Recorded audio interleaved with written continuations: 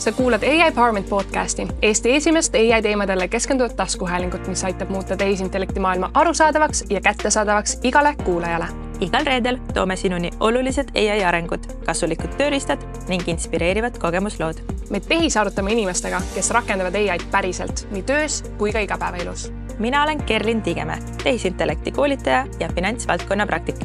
Ja mina olen Sandra Reivik, ettevõtja, AI koolitaja ja AI Empowermenti looja. AI, ning head kuulamist. Tere tulemast kuulama AI Empowerment podcasti ja mul on ülihea meel tänase episoodi osas, et minuga muidugi stuudios Kerlin. Tere!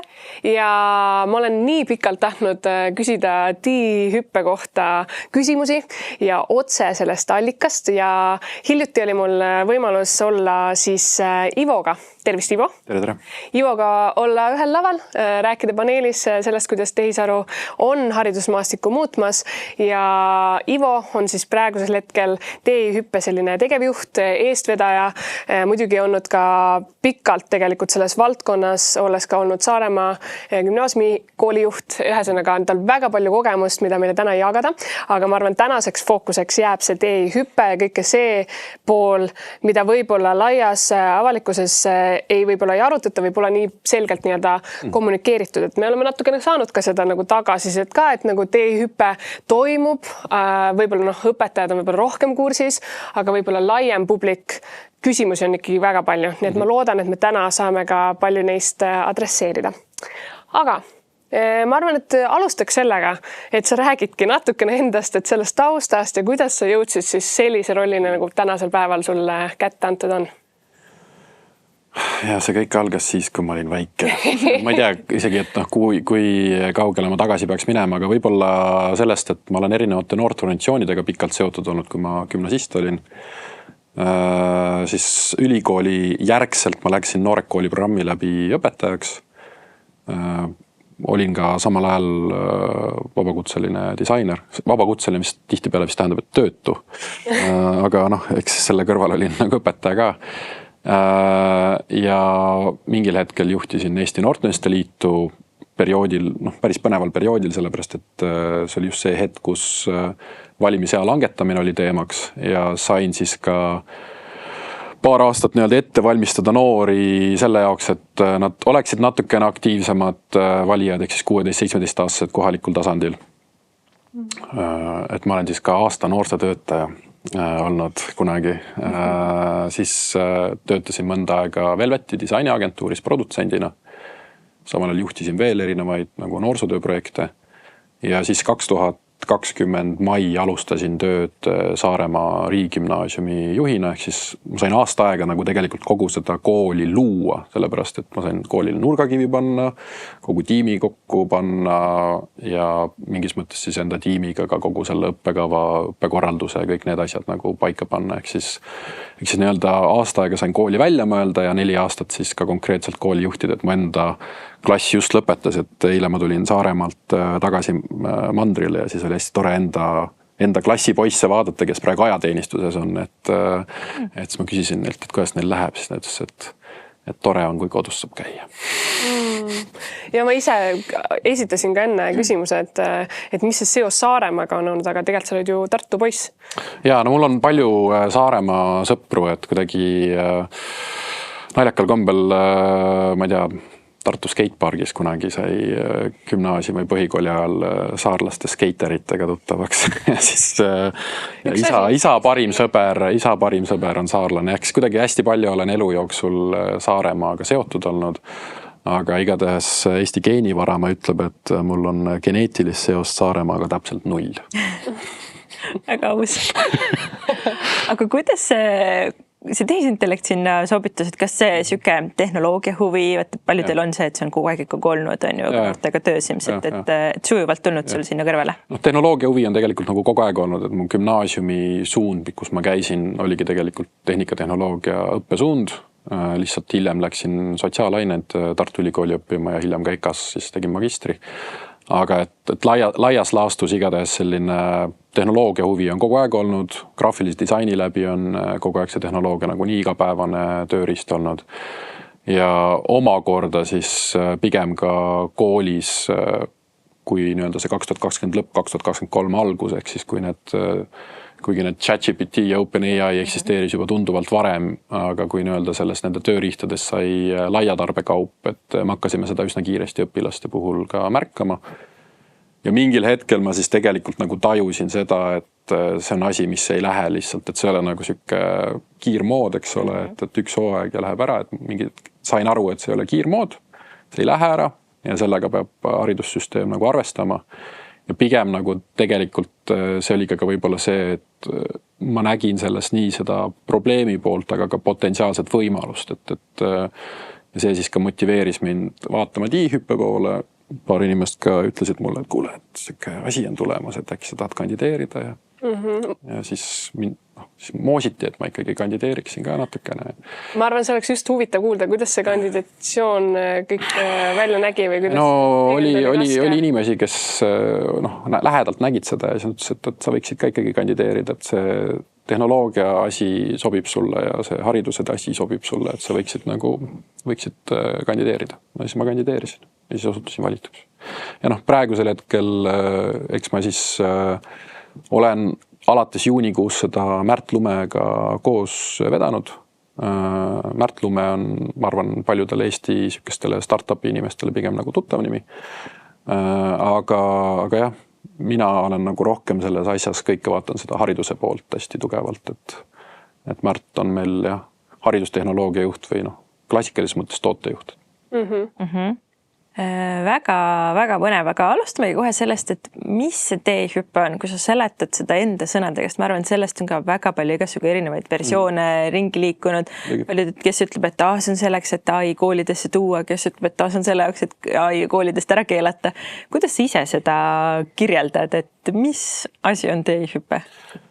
No esiteks see arusaam sellest, et tehisaru kuidagi koolidesse tuua, ma arvan, et selleks ei ole eraldi programmi vaja nagu teha, et kes on päriselt kooliga kokku puutunud inimene, et kas ta on põhikooli 3. astme õpetaja, ehk siis 7., 8., 9. klass või on ta gümnaasiumi õpetaja, siis uskuge mind, kõik need õpetajad ütlevad võrdlemisi ühes suust, et kõik õpilased kasutavad tehisaru. Absoluutselt kõik kasutavad seda. Mõni aeg tagasi siis ka tuli uuring, mis uuris just põhikooli õpilaste kasutamist 3.–9. klass EU Kids Online ja seal siis tuli tegelikult nagu hästi selge vastus, et 2/3 3.–9. klass Eesti õpilastes kasutab ja hokikepina ilmselgelt see kasutuse protsent hüppab seal 3. põhikooli astmes. Ehk siis tehisaru ei ole nagu vaja kooli tuua, et ta on juba kohal. Teine asi on see, et kas meie programm on selle jaoks, et see asi ära keelata. Ei, meie programmi mõte tegelikult orienteerub väga tugevalt sellele, mida meie president ütles. Ehk siis Eesti peab olema see riik, kes kasutab tehisaru kõige targemalt, mitte seda kõige rohkem, eks ole. Ja kooli kontekstis on see just eriti aktuaalne, sest et ühelt poolt me räägime sellest, et mis ka praegused teadusuuringud näitavad, on see, et tehisaru on kõige efektiivsem nende inimeste käes, kellel on tegelikult enesel väga tugevad alusoskused olemas. Nii et ta on maksimeerija nendele, kellel on juba endal hea taust akadeemilises mõttes. Nii et laias laastus pigem me peame siin puhul suunama seda tegevust sellisel viisil, et õpilased kasutaksid seda koolis õigel viisil. Ja teine asi on ka see, et see, mida meie kooli viime õpilastel, ei ole päris see, mis neil kodus tasuta nagu nii kättesaadav on. Sest et meil ei ole absoluutselt mõtet võidelda sellega, mis netis tasuta kättesaadav on. Kui mõni lapsevanem arvab endiselt, et meie toome seda tehisaru kooli, siis ta peaks enda lapsega rääkima. Kus sellest on huvitav, sest ma olen käin ka organisatsioonides ettevõtetes koolitamas ja paljud on lapsevanemad seal ju küsid, kelle lapsed kasutavad. Paljud on sükst, et ei tea, tegelikult ei ole väga ilmselt rääkinud sellest ja nad üldse ei hooma seda, kui palju tegelikult need noored kasutavad. Et selles suhtes, et see ei ole päris selline, et seda kasutavad õpilased ainult, kes tahavad nagu spikerdada. Et on ka selles mõttes, et on õnneks olemas ka nagu positiivseid kasutuscase koolides, ehk siis õpilased, kes nagu väga aktiivselt kasutavad seda vestluspartnerina asjade dekonstrueerimiseks, lahtimõtestamiseks, et mingisugustest keerulistest kontseptsioonidest, suurematest narratiividest koolidest natukene lihtsamaks seda teha nende jaoks. Nii et laias laastus on ta kindlasti mõndade õpilaste jaoks väga tugev võimestaja, aga kahjuks seal on näha ka seda, et teatud õpilased delegeerivad igasuguse mõtlemise masinale ja kui me teame, kui oluline on nagu aju plastilisus, siis seal on hästi palju ohte selles osas, kui õpilased kasutavad ainult tehisaru enda koolitööde juures. Ehk siis laias pildis TI-hüppe peab aitama koolidel ka sellise tehnoloogilise võidukäiguga hakkama saada. Sest et me ei suuda seda maailma tehnoloogilist võidukäiku kuidagi siin väikese Eesti riigina nagu pidurdada. Pigem on see, et meie tarkus väljendub selles, et me oleme üks esimeste seas, kes selle ära mõtestab ja ka üks esimeste seas, kes on aktiivselt suhtluses ka nende ettevõtetega, kes neid asju loovad. Ehk siis tänaseks hetkeks on meil väga aktiivne koostöö OpenAI-ga ja vaikselt kasvab meil koostöö ka otseselt siis Google'iga ehk siis kahe suure hiiuga. Aga eks selle kõige taustal me peame nagu silmas pidama ka seda, et ühel hetkel Eesti riik ei jõua seda kõike nagu kinni maksta. Ja siis tuleb mõelda selle asja peale hoopis niipidi, et šveitslased on hetkel loomas või just mõni aeg tagasi tuli välja nende võrdlemisi võimekas vabavaraline mudel. Ja siin puhul tuleb juba tegelikult vaadata selle peale, et kas me saame ja peaksime hakkama enda ressursse ka sinnapoole suunama. Ehk siis fakt on see, et see tehisaru kuhugil ära ei kao. Tehisaru jääb, ta kindlasti muundub aastate jooksul, et muundumine ongi, ma arvan, see kõige õigem sõna, et see kuhu ja kuidas ta liidestatud on. Õpilased peavad ka aru saama seda, et tehisaru ei armasta, ei tunne sulle kaasa, ei tule tee sinu eest asju ära, ta ei saagi sellistest kontseptsioonidest üldse aru. Ta on tööriist ja seda tööriista peab nagu õigesti kasutama ja mingites hetkedel, kuigi tahaks väga seda tööriista kasutada, on ilmselt mõistlikum mõned asjad ikkagi ise endale selgeks saada.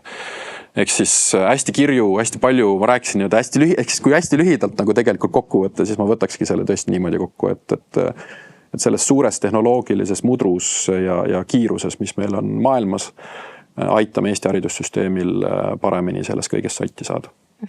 Ja võib-olla mis see praktilises mõttes siis nii-öelda programmi ajahorisont, kuidas see täpsemalt võib-olla välja näeb ja võib-olla ka tuua selline aspekt siia juurde, et on kindlasti aspekte, mida võib-olla avalikkuses ei ole veel kommunikeeritud, või et ei jookse nii selgelt läbi, et meie teame kindlasti olla selles maailmas, et OpenAI Google on see, mida te olete ka suve jooksul siin on ju hiidudega koostööd teinud, aga et võib-olla tuua mingisugused aspekte sinna juurde lisaks sellele programmi ülevaatele. Ja, et võib-olla, mis on praegusel hetkel meediast ju selgelt läbi käinud, on see, et õpetajatel oli mingi avakoolitus, et ei, see ei olnud ainult see, et need, mida YouTube'is, meie kanalis saab nagu TI-hüppe YouTube'is vaadata, et sellele tegelikult tuleb kogu aeg materjali juurde.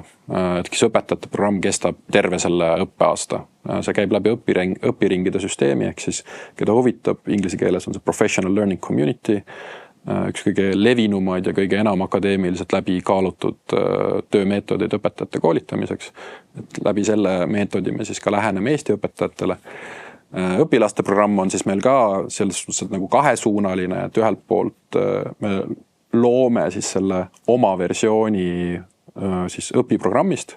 Ta ei ole vastuste andja, ta just nimelt on tuutor, ta on pigem suunab õpilast ise mõtlema, ise dekonstrueerima, et kes on kasutanud ChatGPT study mode'i, saab enam-vähem pildi kätte, mis ta teeb, aga meie oma teeb natuke veel teistmoodi. Kas see study mode on kuidagi sellega seoses, et Eesti hakkas TI-hüppet seal ajama aktiivselt paralleelselt? Kaudselt võime olla natuke sellega seotud, aga kindlasti ei ole ainult Eesti, kes selle asja peale nagu mõelnud on, et siin on ikkagi põhjaiirlased on selles osas nad on küll muidu palju väiksemas mahus katsetanud. Taiwan on hästi-hästi suurelt selle asja ette võtnud. Lõuna-Koreas kukkus see projekt läbi, et lõunakorealased ei arvestanud sellega, et tuleb lapsevanemaid kaasata.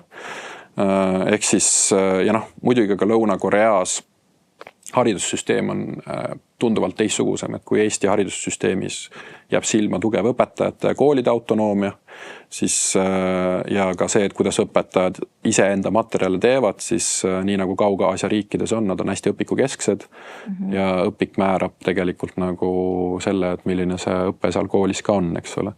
Ehk siis seal on nagu teatud nüanssides on nagu peidus, mis seal Lõuna-Koreas toimus. Ehk siis jah, see õpilaste suunal siis igatahes programm, millega me toimetame. Teine pool on siis ka õpilastele, tuleb samamoodi novembrist alates tugiprogramm, kus me viime erinevaid töötubasid läbi siin Junior Achievementiga koostöös, kuidas erinevaid just õpilasettevõtteid näidata, kuidas saab tegelikult selle sama vibe codinguga väga kiiresti prototüüpe luua, et siin ka tegelikult erinevaid vibe codingu tööriistu kasutame ja õpilastele anname võimaluse neid katsetada. Ja siis ka tegelikult väitluse suunas Eesti Õpilasesinduste Liiduga, Eesti Noorteühenduste Liiduga nagu hästi erinevatel viisidel läheneme ka õpilastele, et mitte ainult formaalhariduse kontekstis, aga ka mitte formaalhariduse kontekstis. Ja kolmandana võib-olla, millest liiga vähe on nagu räägitud, ongi see lastevanemate suund, et juba nüüd oktoobris on meie lastevanematele esimene webinar ja me hakkamegi üle kuu tegema ka lastevanematele webinare ja enda nüüd siis oktoobriks peaks valmis saama meie suur kodulehekülg või seal oktoobri jooksul, kuhu me hakkame siis ka järjest koondama tegelikult materjale, mis on just nimelt lapsevanematele suunatud, sest et väga paljude nende teemade juures võib-olla, mis mind murelikuks teeb, on see, et vaadatakse hästi palju kas tiihüppe otsa, vaadatakse riigi otsa, vaadatakse õpetajate otsa. Ja tegelikult hästi palju nendest käitumuslikest harjumustest on koduste kokkulepete küsimus. Et see on ka kindlasti asi, kus lapsevanemad, meie vaatame neid enda partneritena ja kus lapsevanemad tegelikult ka selles uues ajas või selles AI generatsioon, või siuke termin on vahepeal läbi käinud või TI generatsioon, et selle TI generatsiooniga see koostöö kooli ja lapsevanema puhul on nagu eriti oluline. Ja kui me läheme nagu üldse tulevikku edasi, et siis tegelikult me peame üldse vaatama, et järgneva 10 aasta jooksul Eesti haridussüsteemis üks asi, mis peab saama nagu normiks, on see, et see aeg, kui õpilane on koolis 9-st umbes 4-ni, siis põhitöö, põhitegevused peavad toimuma ära selle aja sees. Sest et see võimalus kontrollida kodutööd nii-öelda, kes seda tegi, et see läheb järjest keerulisemaks, et nähes ka seda, et millised tehnoloogiad on turule tulemas ka, mis nii-öelda tugivad reaalharidust, siis mõtlen, järjest keerulisemaks läheb arusaamine sellest, kes kodutöö ära tegi ja koolis peab kodutöö ja selle pingutus ära tegema õpilane, eks ole. Et sinna nagu targal ja piisaval kujul, aga mitte nagu sellepärast, et asi iseeneses, et see on mingis mõttes nagu tiigrihüppega, et alguses, mis tiigrihüppe käigus juhtus, kui arvutit, ma ise olin muidugi siis umbes 6 või 7 aastane, kui tiigrihüppe toimus, on ju. Aga nii palju, kui mulle targemad inimesed, kes selle loomise juures nagu ise olid, on rääkinud, siis alguses, kui need arvutiklassid tulid, olid need luku taga ja mõni õpilane sai isegi selle eest käskirja, et ta julges poweri nuppu vajutada, eks ole. Ja siis mingil hetkel toimus nagu hoopis see nagu teistsugune vaimustumine, et kasutame igal pool arvutit, ilma et me oleme läbi mõelnud selle, et miks me seda kasutame. Ehk siis asju me kasutame ainult siis, kui see teeb midagi targemaks. Väga palju asju endiselt elus on nagu pliiats ja paber, jumara normaalsed asjad. Et mõtleme liiga üle. Tead, ma mõtlen ja ma kuulan seda, kus sa seletad kõike seda, mis siin vaja teha on ja mäletan seda hetke, kui ma nägin seda kuulutust, kui seda juhti hakati otsima, wow, et okei, see peab ikka nagu väga tugev isiksus olema, väga hea kogemusega, väga julge, kes võtab selle rolli endale. Pisavalt loll. Natukene ka ja, et nagu üldse minna sinna ette seda tegema, et kuidas sul on läinud praegu või kas sul on endal ka siuke sisemised mõtted, hirmud olnud sellel teekonnal, et kas sa sellega hakkama saad? Ma loodan, et mul on sisemised mõtted, et ma loodan, et mul on nagu mingisugune sisemine enesereflektsioon olemas, aga jäi selles suhtes, et kui me Märdiga juunikuus alustasime, siis me ei saa öelda, et me nagu täiesti nullist alustasime, et ikkagi ministeerium oli teatud ettevalmistusi, Haridus- ja Teadusministeerium oli teatud ettevalmistusi teinud. Nagu te teate, siis ka tegemist on private-public rahastusega, rahastusmudeliga, kuidas see sihtasutus siis toimetab, ehk siis eraraha ja riigi raha on siin nagu segi läbi. 3 suurt erarahastajat, kes meil praegusel hetkel siis õla on alla pannud, on siis Targa Tuleviku Fond, Scala ja siis Telia Eesti. Nii et nende kõikide asjade juures siis nemad on nii-öelda 3 esimest suurt, kes on eraraha süsti andnud, aga siin tegelikult me teame, et neid on veel juurde tulemas, mis on ülipositiivne, et ka erasektor näeb, et on vaja tugida sellist algatust, sest et nad ka näevad, et see asi on vaja nagu ära mõtestada, et see ei ole nagu sükene probleem, vaid et pigem see on nagu võimalus, et sellest probleemist tuleb kogu aeg seda võimalust just nimelt otsida. Sest et ma ise ütlen nagu seda, et see kriitika on alati, väga hea kriitika on alati hästi hea, aga selle teatud kriitika juures, mida ma hästi vähe näen, on lahendusi koolisüsteemis, et hästi palju head kriitikat genereerida on ülilihtne. Selleks ma naudiks meeletult, kui ma saaks raha kritiseerimise eest, et ma oskaks seda väga hästi teha. Aga häid lahendusi pakkuda ja neid lahendusi ellu viia on tunduvalt keerulisem. Ja selles suhtes, et pigem tahaks neid lahendusi otsijaid rohkem ühiskonda. Et arvamusliidreid on meil natuke liiga palju, et meil on neid tegevusliidreid juurde vaja. Ja võib-olla see ongi nagu see, miks ma hea meelega sellesse programmiga nagu kandideerisin, et ma ei saa nagu öelda, et Saaremaa gümnaasium sai valmis, et ükski kool ei tohi kunagi valmis saada, et pigem ma nagu näen seda, et ka gümnaasiumi juhina kõik Eesti gümnaasiumi juhid ja tegelikult kõik Eesti põhikoolide juhid vajavad neid vastuseid, kuidas me siit nagu edasi lähme ja ma näen, et selle tiihüppega me saame palju head nende vastuste leidmise osas ära teha. Mulle ülihea võimalus on see ka, et saadagi natuke rohkem aimu, kes oled sina ja see pool, et seal peavad olema need sisemised väärtused, mida siis nii-öelda eestvedades sa sisemiselt tunned, et on hinnas ühiskondlikult, sotsiaalselt, et kas on midagi, mida sina endas oled nagu väga tugevalt võtnud selliseks kompassiks, väärtuseks läbivalt selle programmi eestvedades?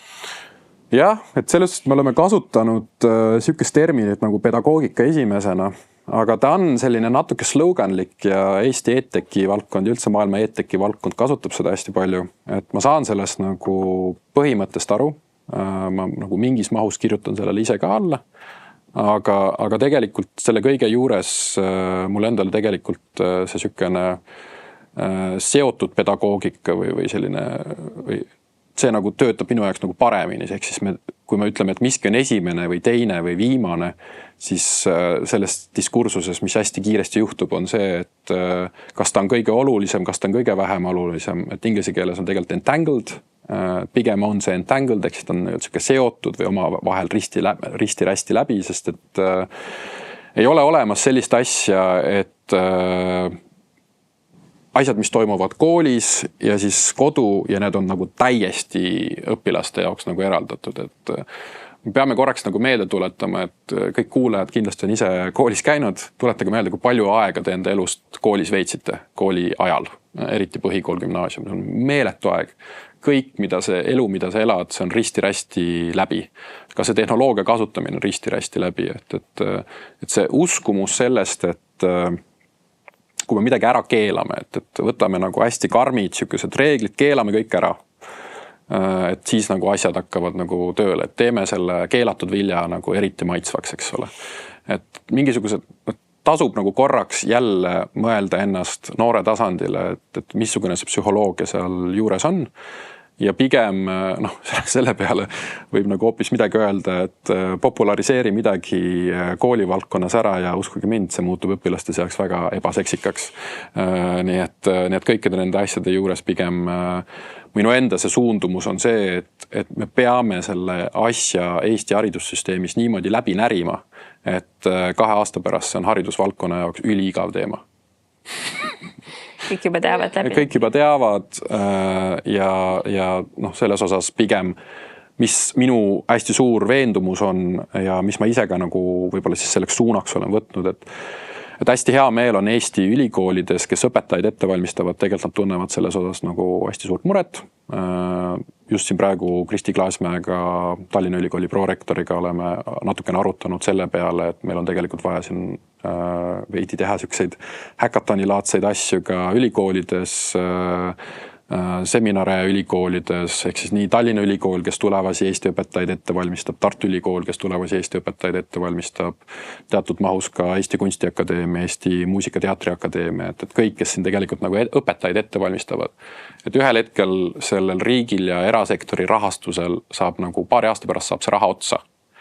Ja tegelikult selleks ajaks peab Eesti ülikoolid olema teinud läbi need protsessid enese sees, et kui meil värske magistri lõpetanud tulevane õpetaja läheb klassi ette, siis ta tegelikult on juba ise need selle tööriistade põhimõtte filosoofia ülikoolis selgeks saanud, et kui ta ise gümnasistina seda mingil põhjusel selgeks ei saanud, siis vähemalt bakalauruses ja magistris see vaadatakse ka akadeemilises kontekstis selle poole pealt läbi, et kust on need õppimise võimalused, kus on need kohad, kus tegelikult peab õpilastel ütlema, et ära siin seda, päriselt ära kasuta seda siin. Ja on hästi selgeid mingid, ma toon hästi konkreetse näite, mis on seotud uurimispraktiliste töödega, näiteks 11. klassis või gümnaasiumi jooksul, on see, et üks kõige suuremaid ohte, mida ka ülikoolides viimasel ajal käsitletakse, on see, et üliõpilased võivad luua tehisaruga kunstlikke andmeid. Ehk siis täiesti sünteetilised andmed, mis ei ole absoluutselt mitte üheski intervjuus tegelikult läbi käidud, need on fake andmed. Ja nüüd mõelge selle peale, kui aastaid neid fake andmeid luuakse ja selle peale tehakse uurimistöid. Siis nende uurimistööd, mis saavad olema üles ehitatud nagu suurele kogusele andmetele, mida ei ole mitte kunagi eksisteerinud. Need on täielik võltsing, eks ole. Ehk siis on teatud selged asjad, millele tuleb õpilastele kohe selgeks teha, et see on nagu surmapatt. Et võltsandmeid, et sellel ajastul, kus on võimalik genereerida hästi suures koguses infot, siis üks asi, mida ei tohi mitte kunagi teha, on tehisandmeid genereerida. Et mingid asjad, mis peab tõesti sellises punase kasti sees olema, sest et need on juba sellised asjad, mille puhul me seda liblika efekti ette ei suuda näha, kuhu need andmed ühel päeval jõuavad ja millist kahju nad võivad selle tulemusena nagu luua, eks ole. Aga ühelt poolt see teehüppe, eks ongi suunatud sellele, et õpilasi rohkem harida, siis ja õpetajaid ka. Ja õpetajaid, loomulikult õpetajaid, lapsevanemaid, me kaasame nii-öelda erasektorit, ettevõtted saavad kaasa rääkida. Kas ja kui palju me sisendit õpilastelt endalt kogume, sest tegelikult ka seal oli neid, kes on väga-väga eesrindlikud, kes kasutavadki neid juba nagu õigel viisil, eks ju? Just, see ongi see põhjus, miks me tegelikult nende siis noorteorganisatsioonidega koostööd teeme, et Eesti Noorteühenduste Liidu ja Eesti Õpilasesinduste Liiduga, et Eesti Õpilasesinduste Liiduga oleme üsna aktiivses suhtluses ja Eesti Õpilasesinduste Liiduga koostöös hakkame me välja koolitama ka Eesti õpilasesindusi. Ehk siis, et nemad saaksid enda koolides läbi viia siis ka täiendavalt õpilastele sellist tehisaru kirjaoskuse töötubasid ja mida kõike veel, eks ole. Et siis tegelikult me seda sisendit juba õpilastelt saame. Ja ma arvan, et see on ka nagu ülitähtis samm, et selle struktuuri või selle mõttelaadi edasi anda, et ma ise näen ka ettevõtetega töös, et ma olen ise liikunud nagu sellisest väga hästi hea viis, kuidas öelda, nagu plaasterkoolitust, et lihtsalt, et baasteadmistest rääkida, me saame selle linnukese nii-öelda kirja, mis on ka selles mõttes tähtis, et teadlikkust tehisarust nagu tõsta, aga seal juures see, et päriselt mingisuguse ajahorisondi peal pärast kaardistada seda mõju, neid mõõdikuid, et see peakski tulema kuidagi süsteemi poolt ja teehüppe loobki seda struktuuri kogu selle asja. Võib-olla siia tõesti ongi hästi hea kohe nagu lisada, et eks minu enese nagu võib-olla oluliseks mõõdikuks on ikkagi see, et meil on Eestis on circa, pluss miinus, seal on mõned koolid, mida võib-olla kas nad enam paari aasta pärast gümnaasiumid on või kas nad praegugi gümnaasiumid enam on, aga nimekirjas on, meil on circa 155 gümnaasiumit Eestis. Ja meie programmiga on liitunud hetkel 147, sest et teatavasti see on vabatahtlik, me ei kohusta mitte ühtegi kooli sellega liituma, aga 147 kooli on ennast kirja pannud, mis on nagu väga hea statistika, et selgelt üle 90% Eesti koolidest osaleb juba sellel pilootaastal. Ja minu enda nagu hästi suur unistus tegelikult ongi see, et me selle aasta jooksul suudame ikkagi nii palju luua häid materjale Eesti kooli juhtidele, Eesti õpetajatele, et selle aasta jooksul või järgmisel kalendriaastal pigem toimuvad need õppenõukogud, nad saavad ära kehtestada enda koolides. On mingeid tublisid koole Eestis, kellel on juba päris, Miina Härma gümnaasiumi võin siin kohe näiteks tuua, kes on kehtestanud juba tehisaru reegleid endale akadeemilisse aususesse näiteks. Aga väga paljudel koolidel tegelikult on oodatud, et kuskil riiklikult midagi toimuks. Praegusel hetkel me siis proovimegi tegelikult anda sisendit koolidele, teha näidisjuhendeid, et selle akadeemilise aasta lõpuks koolid on saanud endal erinevad juhendid tehisaru kontekstis korda ja tegelikult ka õpetajad on saanud omavahel läbi arutada, et milliseid asju me lubame, milliseid asju me ei luba, kas me minu seisukoht on isegi see, et kui kool võtab seisukoha, et meie enda koolis üldse tehisaru ei luba. See on ka nagu juba parem kui see, et meil ei ole mitte mingisugust reeglit.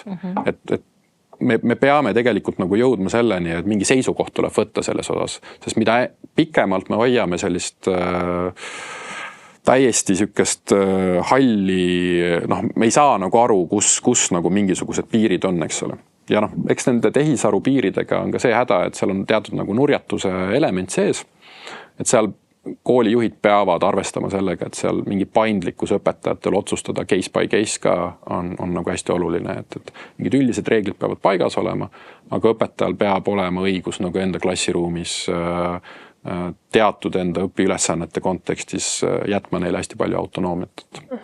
Ja ma arvan, et nagu erasektoris paralleelselt minul jookseb ka see, et ettevõtted tulevad ja kellel on päriselt juba mingid kokkulepped kirja pandud või ongi siis see teadmatus, aga et me peame midagi otsustama, et oledki tegevjuhtkonnaga ja arutad neid teemasid läbi, aga ei ole ka võib-olla palju selliseid häid praktikaid, millest nii-öelda räägitakse avalikult ja see on ka olnud nagu üks missioon, mis minul on, et rohkem tuuagi neid häid praktikaid juhtideni, tegevjuhtkonnadeni, et neid otsuseid saaks teha ja siis seda nagu väga selgelt kommunikeerida töötajatele, kes juba praegusel hetkel nagu ootavad seda, et mis me siis nagu oleme otsustanud, on ju. Aga ma arvan, et võiksime hüpata nendesse hirmudesse, riskidesse ja sellest, kuidas me siis TÜ-hüppe näol neid riske maandame. Me oleme seda väga palju kuulnud, on ju, et me nii-öelda delegeerime tehisintellekt kui tööriist, me delegeerime seda mõtlemist või õpilased teevad seda, on ju, et kuidas me saame või kuidas teie olete sellele lähenenud, et siis seda sellist passiivset käitumist, tehisaru kasutamist nagu vähendada või kuidas teie seda nagu kommunikeerite või? Ma arvan, et siin ongi tegelikult nagu mitu erinevat asja, eks ole, et ühelt poolt me räägime ka sellest, et millised tööriistad õpetajatel selged on ja ma ütlen, et kõige olulisem, et isegi kui õpetaja ei taha tehisaru ise kasutada, jumala okei valik, siis ta peab vähemalt aru saama, kuidas ta töötab. Et selle nimel, et ta tegelikult saaks otsustada, milliseid ülesandeid on tänapäeval üldse mõtet anda ja milliseid mitte, eks ole. Kõige selle taustal ma lihtsalt ütlen nagu igaks juhuks ära, et essee kirjutamine on nagu ülioluline oskus. Et kui keegi ütleb, et me kaotame sellega essee kirjutamise oskuse ära või arutluse kirjutamise oskuse või kirjandi kirjutamise oskuse, sest tehisaru genereerib kõik nagu valmis, eks ole, siis see on nagu päris nagu mure. See on jumala õigustatud mure, sellepärast, et kui me vaatame üldse üle ookeani, vaatame selle peale otsa, kuidas hästi paljud just nimelt Ameerika sellised klassikalised akadeemiad toimetavad, siis meeletutes kogustes raamatute läbisünteesimise ja selle osas siis lõpuks õppejõule arutluse esitamine on olnud põhimõtteliselt aastasadu üks peamisi õpetamise metoodikaid, eriti just sotsiaalainetes, eks ole. Ja kõige selle taustal siis me peame hästi selgelt ka kommunikeerima seda, et mingeid tööpraktikaid peab õpetaja muutma. Sellepärast, et lihtsalt sul ei ole, sa jäädki kahtlustama ja see kahtluse pilv lihtsalt sinu kohal on lõpuks nii suur, et sa ei raske magada.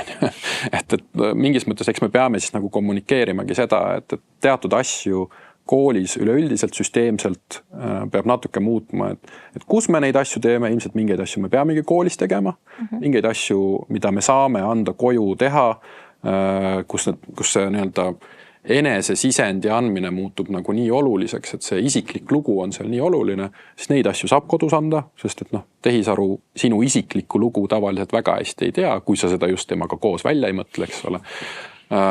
Ja kõikide nende asjade taustal siis, et ühelt poolt jah, et mis toimub suuremalt nagu kooli sees ja milliseid muutuseid see vajab. teine asi tõesti seesama, eks siis lastevanemate roll, eks ole, et see konkreetsete reeglite kehtestamine ka nagu selles osas kodus, et eks ma saan nagu ka mingis mõttes aru, kuskil seal gümnaasiumi eas õpilased tahavad rohkem vabadust ja lapsevanemad tihtipeale siis kas väga tahavad seda anda või nad on sunnitud andma õpilastele rohkem vabadust. Aga sellest olenemata, et reeglid, vähemalt koolisüsteemis on väga levinud arusaamine, minu arust on õigustatud arusaamine, et reeglid annavad kindlustunnet ja annavad turvatunnet. Ja ka sellistes asjades kontekstis ma nagu soovitaksin lapsevanematel neid asju kodus õpilastega nagu läbi rääkida, et kuidas see kodutööde tegemine toimub, kui palju sa kasutad, kas sul on vaja siin kasutada seda. Ja mingites kohtades ta on ju suurepärane partner, et kui sul ei ole mitte ühtegi ideed ja tehisarult küsida ideesid, ta annab väga palju ideesid ja neid omakorda enda loovusega nagu rikastada, mis tema on andnud, väga hea, sealt võib väga palju head asja tulla. Ehk siis mingis mõttes ma pigem näengi, et siin on nagu suuremaid süsteemseid muutuseid, et kui me praeguse hetkel tegeleme sihukese platoo loomisega, siis laiemalt tegelikult mingid asjad, mida juba mõned koolid juba ise on teinud, peab muutuma natukene nagu süsteemsemaks, et ma ütlen, et see minu üldine küsimus, et jah, kodus matemaatika ülesande ikka peab lahendama, et matemaatikaõpetaja kontrollib neid ja väga hea. Aga teatud õppeainetes muutub järjest keerulisemaks ja siis tegelikult tuleb üldse küsida, et kelle jaoks see kodutöö on, mille jaoks, mis ta eesmärk on ja kuidas me tegelikult saame koolis efektiivsemad olla. Üks mure, mida ma olen näinud või kuulnud ka, eks ju, et sa mainisid seda 55 gümnaasiumit, need gümnaasiumid on üle Eesti ja neil on väga erinev võimekus täna tegelikult kogu seda tehnoloogia juurutamisega kaasas käia ja koolides on ju selline roll nagu haridustehnoloog, mida ei ole ju igal pool, eks ju, just. Ja nende, kellel on, nendel on justkui natuke parem seis, siis teil vähem. Kas te hüppe raames kuidagi sinna ka fookust seate, et seda niimoodi võrdselt jaotada, et ka need, kellel ei ole siiamaani olnud kättesaadust, on rohkem? Ütlengi, et üks meetoditest, eks ole, mida me kasutame, ongi see, miks me valisime selle professional learning community või õpiringi metoodika on see, et me koolitame tegelikult välja enda koolis siis, või võtame, et üks Eesti kool, me koolitame põhimõtteliselt välja sealt 2 õpiringi juhti, kes saavad seda teadmist enda kooli õpiringis siis omakorda edasi anda, keda toetavad piirkonna koordinaatorid, eks meil on üle Eesti 9 piirkonna koordinaatorid, kes toetavad enda piirkondades olevaid õpiringide juhte, kes on siis erinevates koolides toimetamas. See, mis nüüd puudutab seda haridustehnoloogi puudumist, seal see päris nii mustvalge see ei ole, et kui sul nagu palgal haridustehnoloogi pole, et siis on nagu lootus, et see päris nii ei ole, et sul võib seal koolis olla ülitubli informaatikaõpetaja, ülitubli IT-juht või keegi, kes on selles vallas lihtsalt tugev mingil X põhjusel. Et see lisab ka veel 100% kindlasti juurde. Aga nende koolide jaoks, kellel tõesti ei ole IT-juhti, informaatikaõpetajad ega haridustehnoloogi, siis nende jaoks me oleme praegusel hetkel kokku panemas Eesti Haridustehnoloogide Liiduga väikest toetuspaketti, ehk siis läbi DiHüppe on võimalik endale sisse võtta haridustehnoloogi konsultatsiooni. Ja see konsultatsioon on siis ikkagi nagu mitu tundi, et see ei ole nagu see, et ainult ühe korra räägib sinuga Teamsis ja tšau, saa hakkama. See päris nii ei käi. Et pigem, kuna meil hetkel on seda ressurssi, siis me saame seda nagu suunata. Meil on riiklikult kohustus pandud ka selle riigi rahaga, et me peame Eesti gümnaasiumid hetkel toetama, kes selle programmiga liituvad. Ja see on nagu üks meetodeid, mida me oleme siis nagu haridustehnoloogidega välja mõelnud, et siuke konsultatsiooniteenus ka, et kui keegi peaks siin kuulama, mõni koolijuht on sattunud kuulama ja tema koolis ei ole mitte kedagi, kes tehisaruga nagu potentsiaalselt võiks kolleege aidata, siis varsti kuulutame siis välja ka Haridustehnoloogide Liiduga sellise konsultatsiooni võtmise teenuse. Väga äge. Ma arvan, väga palju on muutumas, kuidas õpetatakse, aga ka ma arvan see, et mida õpetatakse. Ja kas sinu silmis on ka mingisuguseid kindlaid muutusi juba praegusel hetkel näha või tuleviku raames ka seda, et mida siis võib-olla me õpetame oma haridussüsteemis teistmoodi? Ma tegelikult tahaksin mõned asjad on nagu hästi siuksed elementaarsed, et et tehisaru kirjaoskus ja meediakirjaoskus on võrdlemisi sarnased. Et tegelikult, kui sul on hea meediakirjaoskus, sa saad tehisaruga päris kenasti hakkama, sest et sa suudad kriitiliselt hinnata seda, et mis ta sulle just praegu sinna kokku,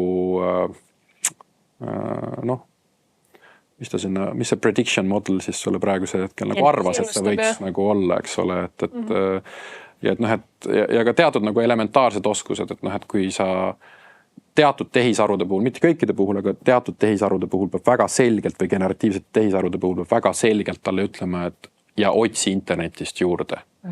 Sest et vastasel juhul ta võtab selle info ainult selle pealt, mille peale treenitud on. Nii et, sest et ta hoiab enda ressurssi kokku.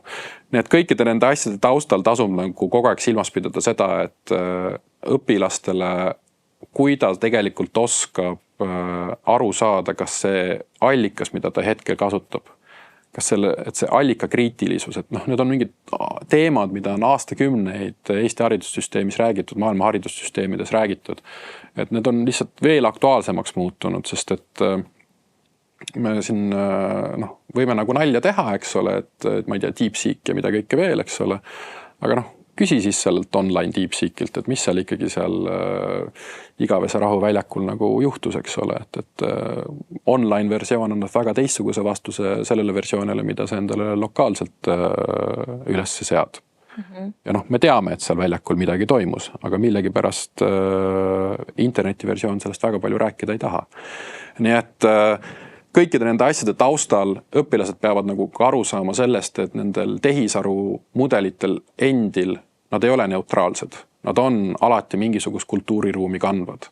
Enamused nendest mudelitest, millest me siin räägime, Gemini, ChatGPT, nad on tugevalt seotud tegelikult Euroopa protestantliku maailmavaatega. See on loogiline, sellepärast, et nad olid Euroopa protestandid, kes kunagi Ameerikasse läksid ja tegelikult ka Ameerika ühiskonna üles on ehitanud, eks ole. Ja sealt on väga selgelt see, et seda kultuurianalüüsi on tehtud, millised on nende mudelite maailmavaated ja ei ole võimalik luua maailmavaateliselt neutraalset mudelit. Kõikidel nendel mudelitel on läbi treeningandmete ja läbi nende arendajate maailmavaade sees. Nad ei ole neutraalsed. Ja mida kiiremini me suudame enda õpilastele seda selgitada, et see nendel kõikidel asjadel on alati kultuuriprisma küljes. Nendel asjadel on poliitiline prisma küljes. Ma ütlen, see DeepSeeki näide on väga selgelt poliitiline, eks ole. Samal ajal me peame nagu väga selgelt ühe ohuna välja tooma selle, et tänapäeval me räägime sellisest asjast nagu AI grooming, eks ole.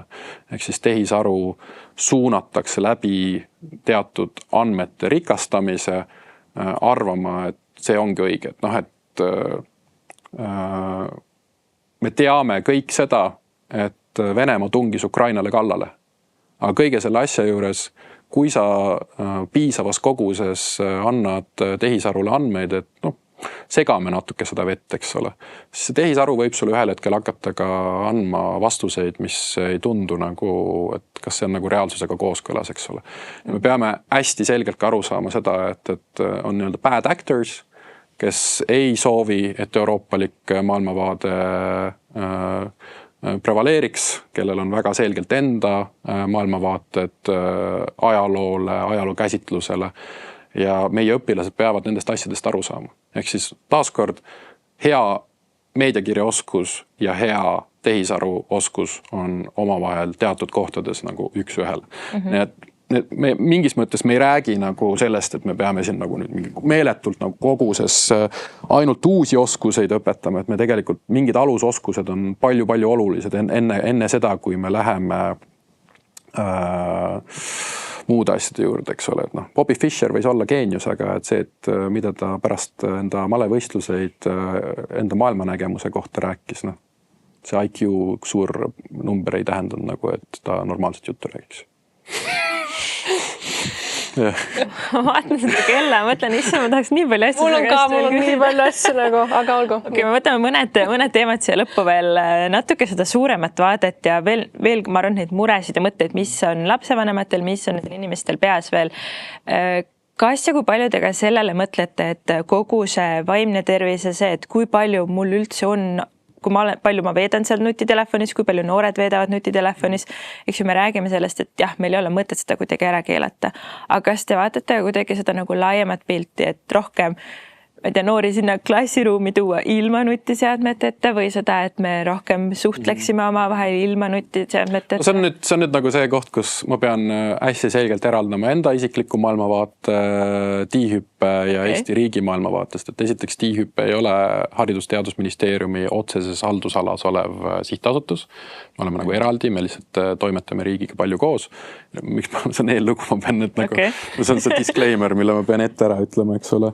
Et minu enda isiklik seisukoht on see, et läbi enda hariduste, läbi selle, et ma olen koolis õpetanud, on see, et mingi vanuseni, vähemalt esimesest 6. klassini, õpilane üldjoontes võiks ise mitte nutitelefoni omada. See on minu isiklik, ja see on hästi sügavalt minu isiklik nagu maailmavaade. Esimesest 6. klassini üldjoontes meil on tegelikult oluline, et õpilasel enesel areneks teatud kriitiline meel välja. Meil on vaja seda, et tal lihtsalt tema prefrontaalne korteks ja mis iganes muud ajuosad saaksid rahulikult areneda, et seal ei oleks pidevat ärevust. Mida päris paljud elektroonilised seadmed võivad õpilastes tekitada. Täiskeelamine jälle on sükene nagu nii ja naa, eks ole, et pigem see küsimus ongi kogu aeg selles, et see mahus, eks ole, et kas see peaks olema midagi sellist, mis on nagu aktiivselt nii-öelda keelatud või see peaks olema midagi sellist, mille puhul tegelikult on selgelt näha, et lapsevanem tegeleb sellega, et lapsevanem nagu kontrollib seda, et see ei ole kontrolli alt väljas. Et see on nagu minu meelest see ideaal, sest et laps on lapsevanema vastutada. Kui me nüüd räägime tegelikult sellest põhikooli 3. astmest ehk siis 7, 8, 9, seal need täielik mingi nutiseadmete keelamine, see muutub natukene, see võib muutuda natuke selliseks, kõige lihtsam on öelda keeruliseks, sellepärast, et tegemist on, noored on väga leidlikud, selleks ajaks on nad eriti leidlikuks muutunud. Ja seal pigem see selline taaskord lapsevanemaga kokkulepped, koolides kokkulepped, kuidas me seda nutitelefoni näiteks kasutame, mis mahus, et ka seal need reeglid oleksid koolides hästi selgelt paigas, ülioluline, et ta läheb natukene selle sama valdkonnaga nagu kokku. Ehk siis jah, ma ütleksin, et 1.–6. pigem ei, 7.–9. klassini ja ka gümnaasium, seal see ei peab juba nagu selgelt muutuma jah, aga väga paljude tärnidega. Aga ma ütlen, taaskord see on minu hästi isiklik maailmavaade, et ma siin ei esinda ei TIIHÜPPEt ega Eesti riiki. Arusaadav. Ja. Sa oled maininud ka seda, et see tuli tegelikult ka paneelis, kus me olime tõid Taiwani välja. Minu jaoks täiesti nagu tundmatu oli see, et nad on liikumas tegelikult nagu meist eespool või kui meie maailmapildis vaatame, et võib-olla me olemegi number 2 nii-öelda, et on palju riikidelt meil õppida. Sveitsi oled ka siin välja toonud, et kui meil käis siin Aire tegevjuht rääkimas, kus nemad õppisid samamoodi seda erasektori kaasamist siis sellist avaliku sektori või üleüldiselt siuke riigi tegemisse, et siis kas on mingisuguseid kindlaid riike või mingisuguseid strateegiaid, mida oled nüüd selles rollis olles kõrva tähele pannud või mida sina nagu jälgid just riikide poole pealt? Ja, kindlasti taaskord Kaug-Aasia riikidest on õppida asju, aga seal peab alati nagu vaatama sellega, et nende kultuuriline lähenemine teatud meie haridussüsteemi asjadega mingites kohtades on hästi sarnane. Võib-olla teatud rangus, ka see on see põhjus, miks me PISAs olemegi Kaug-Aasia riikidega koos seal topis. Aga on ka teatud asju, mida me ei saa üle tuua Eestisse. Lihtsalt võimatu. Me oleme see sükene õpilase vabadus, õpetaja autonoomia, need määrad on Eestis lihtsalt niivõrd palju kõrgemad, et me ei saa kõiki asju, mis on Kaug-Aasias üks ühele. Et Eesti, kui keegi ütleb, et Eesti võiks olla nagu Singapur, siis see on see, et ja just haridussüsteemi kontekstis tekib kohe küsimus, mis maani? Kas me tahame seda, et seal peab nagu hästi kriitiline olema, et mida nagu täpselt selle all silmas peetakse. Taiwani puhul et nemad tegid terve K12, ehk siis 1. kuni 12 klass süsteemi ümber, 2021 alustasid nemad enda projektiga juba. oli üks väga geniaalne tehnoloogiaminister, kes ka meeletutes kogustes, seal oli $100 miljoneid, mida ta sellesse programmi pani. Kõik Taiwani ülikoolid olid sellega seotud, didaktilised materjalid tehti ümber ja nad lõid siis digitaalse õpisüsteemi TALP. Ja keda huvitab, et soovitan siis guugeldada TALP ja Taiwan, et nad tõesti kasutavad seal nii tehisaru võimekusi ja üldse kogu õpilase õpiteed on võimalik digikeskkondades siis sükeste nõudide põhiselt jälgida, et kus õpilasel võib-olla mingil teekonnal õpiraskus tekkis ja on siis võimalik sealt nagu backtrack ida või tema enda nagu õpitee. Eestis me oleme rääkinud õpiradadest, et tegelikult Taiwan siis liidestas tehisaru, õpirajad ja üldse kogu haridussüsteemi ühtsesse talpisüsteemi. Soovitan sinna vaadata. Siis võib-olla kus veel nagu midagi põnevat toimub, Ameerikas teatud osariigid on hakanud hästi aktiivselt nagu toimetama just nimelt selliste reglementide, reeglite, et just seda koolide elu veidi lihtsustada. Et Utah on kindlasti üks, keda tasub jälgida, et Utahil on koostöö siis ka Stanfordi ülikooliga.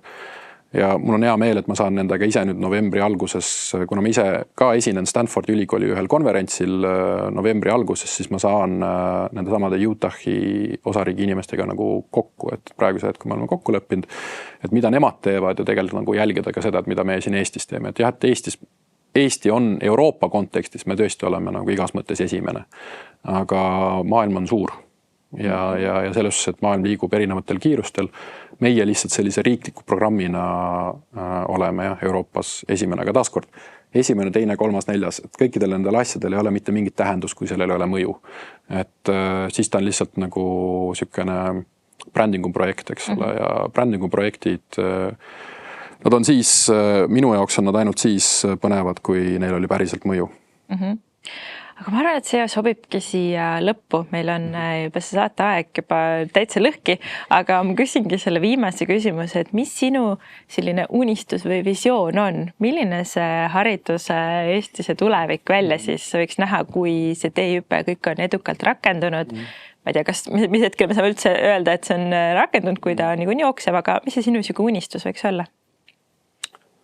Ma arvan, et teatud põhimõtted Eesti haridussüsteemis on väga ammu ära sõnastatud, et siin tasub parafraseerida või lihtsalt natuke kaasa mõelda Jakob Hurdale, et me ei hakka geograafiliselt kuidagi paisuma. Meie rahvaarv ilmselt püsib pikalt väike. Pigem võib-olla läheb aastate jooksul veel väiksemaks. Aga see, mis meid väike rahvana on paljudel puhkudel päästnud, on see, et Eestis on alati olnud piisavas koguses inimesi, kellel on palju oidu. Ja me peame nagu ka sellel tehnoloogia ajastul hästi selgelt silmas pidama seda, et meie eelis on see, et eestlased on enda väike rahva kohta olnud üsna kavalad. Ega selle tehnoloogia ajastul, tehisaru ajastul eestlaste edu võtmeks on see, et me oleme enda jaoks need asjad süsteemselt läbi mõelnud. Meil ei ole mõtet peitu pugeda ajaloo ja tuleviku eest. Pigem tuleb aru saada seda, et kuidas me selle tuleviku paneme enda jaoks käima, enda jaoks tööle ja püsime väike rahvana rõõmsalt vabad ja edukad edasi. Kas ma see on nagu ma ei tahad minna edasi. Ma arvan, et meil on Kerliniga lihtsalt võiks varukas neid küsimusi aina veel võtta. Kas on mingisugust endale ka sellist teemat, mis sind nii-öelda kütkast muidugi haridust ei hüppe kõik eest vedame, aga kas on midagi sükest ka, mis mille sina mõtled võib-olla rohkem praegusel ajal, see võib olla tehisaruga või heas mõttes võiks olla tehisaruga seotud, aga see võib ka laiemalt olla selles mõttes. Ma rikun siin inimestel tuju ära, mille peale ma palju mõtlen, et ilmselgelt ma mõtlen, kuna ma olen aktiivne kaitseliitlane, siis ma mõtlen väga palju aktiivselt Eesti riigikaitsele, aga selles suhtes, et võib-olla kõige selle asja juures ma liiga palju sinna hetkel ei läheks, et see on kindlasti üks teema, millele ma praegu palju mõtlen.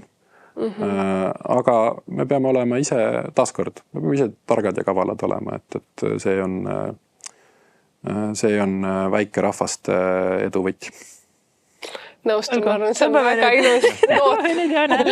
Et aitäh sulle, Ivo, et tulid ja et on see võimalus kuulata päriselt teehüppest lähedamalt ja üleüldisest sellest vaatest, mis ma tunnen, et me oleme heades kätes.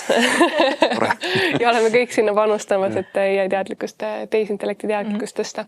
Aga aitäh sulle, kuulaja, kui oled olnud meiega, kui oled iga reede meiega, et kui sa ei ole veel enda lemmikplatvormil meil pannud, et jälgi, et igal reedel tulevad uued episoodid, me oleme nii Spotify's, YouTube'is kui ka siis Apple Podcastis ja meil iganädalaselt on siin kas meie omavahel Kerliniga tehisarutamas või siis oleme saatekülalisi kutsumas erinevatest valdkondadest nagu täna, haridus, teehüpe, kõik see pool. Aga oktoobris ongi rohkem siuke haridusteemad, kuna on uus siuke õppeaasta alanud, siis natuke räägime ka nendest haridusteemadest rohkem. Jah, täpselt, et haridusinnovatsioonist laiemalt, sellest, mis on teehüpe ja ka siis sinna juurde personaliseeritud õppe, mida see praktikas tähendab, et need kõik teemad jooksevad siis oktoobrikuus läbi. Aga meil on suur rõõm, et oled meiega ja loodetavasti siis näeme järgmisel reedel. Tšau, tšau! Tšau!